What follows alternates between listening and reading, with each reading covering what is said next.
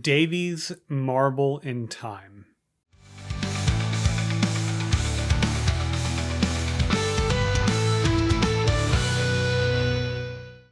Welcome back to my journey of writing a novel in 90 days. If you're not familiar with this project, my name is James Winterthorn. I am writing a novel on YouTube for you to see. My goal is to get this novel written in under 90 days and to get it to publish as quickly and as inexpensively as I can. So you're invited on this journey. Today I am working on day 13 of this project.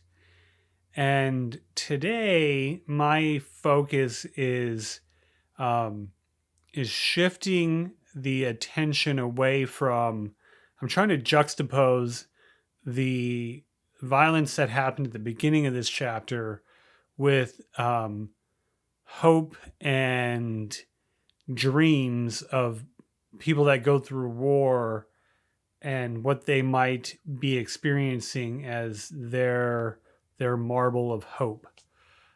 So we're still working with Mercer and his friend Davies. They're both injured.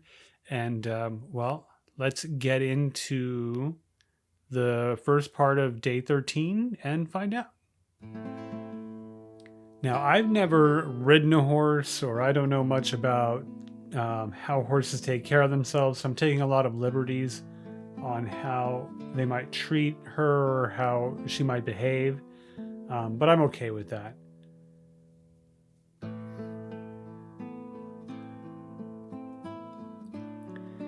And here, this just kind of happens where we go down to the creek side and they sit and just start talking. And Davies is gravely injured here, and this is a technique that I like probably a little too much, where a character will tell a story. And it's usually a story of their past, and that's what ended up happening here. And this particular scene I really didn't expect, but I just got into it, and I really enjoyed how this was going down. So I just let it happen.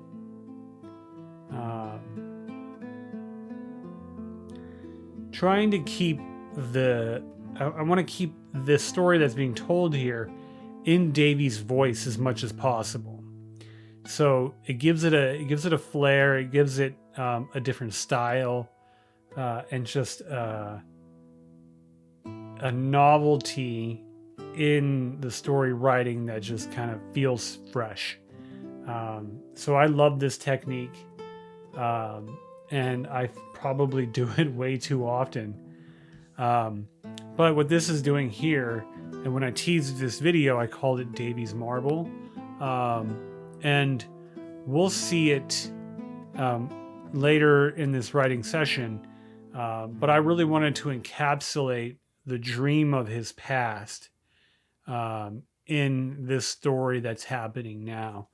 And my goal is that this would be a larger metaphor for what happens later in the story. And really wanted it to be impactful and tell this character who only just showed up, have him have such an important role in the story. So I just love this technique. Like I said, I probably do it too often, but you know what? If you do what you love, you never work a day in your life. So I guess I'm going to tell a lot of stories of characters telling a lot of stories. Funny how that works. So that's where we're at here. Let's carry on with the rest of day 13. And basically what he's describing here is his father's whiskey or bourbon making endeavors. And so tried to keep it accurate to what I knew about what that process looked like and how that might be portrayed in the mid-19th century. And wanted it to be a shining moment in his life, one that he always looked back to as a favorable time.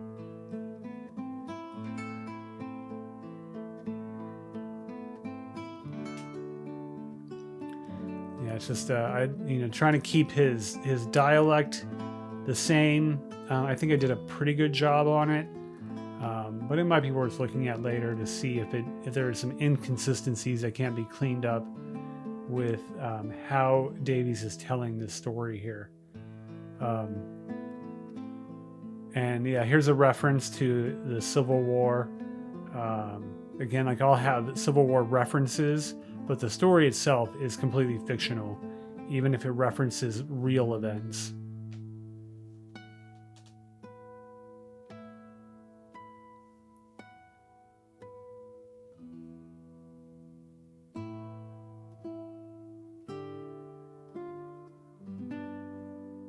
I think I even used the word marble.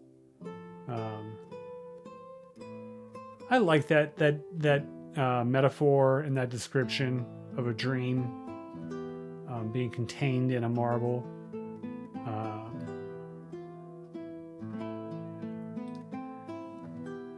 Yeah, this was a good day's effort.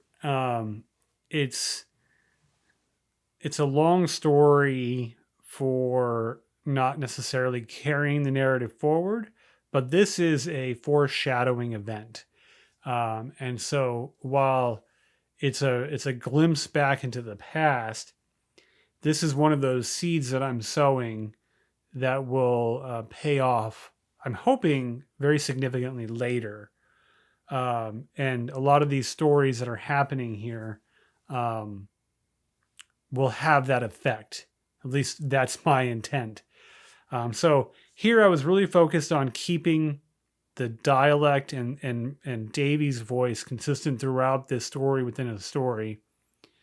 And I think I did a pretty good job, but I'll revisit it. We'll see how that shakes out and what my opinion is later. And so let's move on to the line for today. He took us to the woods in Kentucky where he bought some land. Said, "The oak was good here." Kept saying that every time we asked. The oak is good here. So this has a lot of potential meaning here. When I wrote it, I think I intended it to be very literal, because so much of whiskey making and bourbon making is dependent on good oak.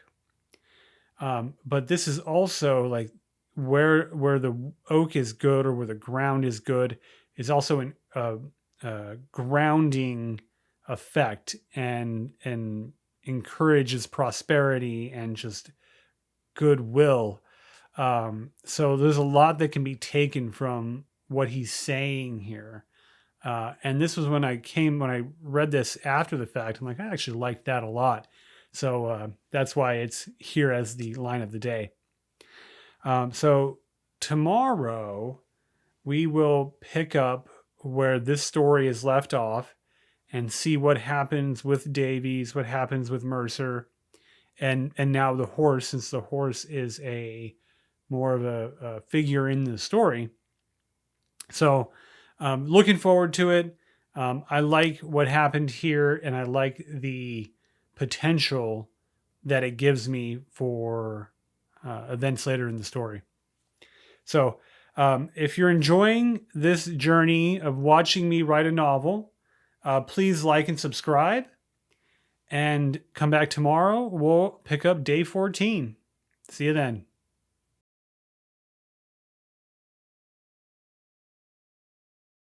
Let's read the words I wrote.